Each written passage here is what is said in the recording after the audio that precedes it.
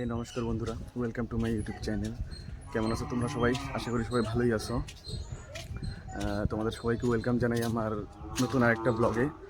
এখন আমি যাইতেছি ডিজনি এসবিআই ব্যাংকে বাজারে, অল্প কাজ আছে, দেখাইতেছি কি কাজ।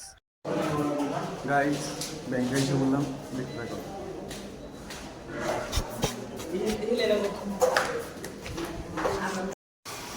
গাইজ, যেই জন্য আসলাম আজকে ব্যাংকে, কাজটা হইলই না।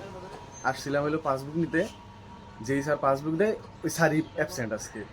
তো আমি কী করি এখন? এই যে বসের বলে বাইকে বলে কি গেছে গা, ব্রেক শো গেছে, কি কি খারাপ হয়েছে, বাইকটা দেখাইতে আসলাম। বাইকটা দেখাইয়া বস বলে আবার ব্লিচিং পাউডার কিনবো। ব্লিচিং পাউডার কিনা বাস বাড়ি যাবো এখন। আজকে বাজারে যাওয়াটাই বেকার গেল, না ব্যাংকের কাজটা হইলো আর না বসের বাইক ঠিক হইলো। বসের বাইক আবার কালকে নিয়ে দিতে লাগবো ঠিক করাইতে, কালকে আবার যেতে লাগবো। কালকে দেখি, কালকে আবার ব্যাংকে যাবো।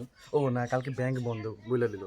কালকে ব্যাংক কিসের জন্য বন্ধ আই থিঙ্ক, জানি না, কিছু বলে নাই, খালি বললো যে ব্যাংক বন্ধ।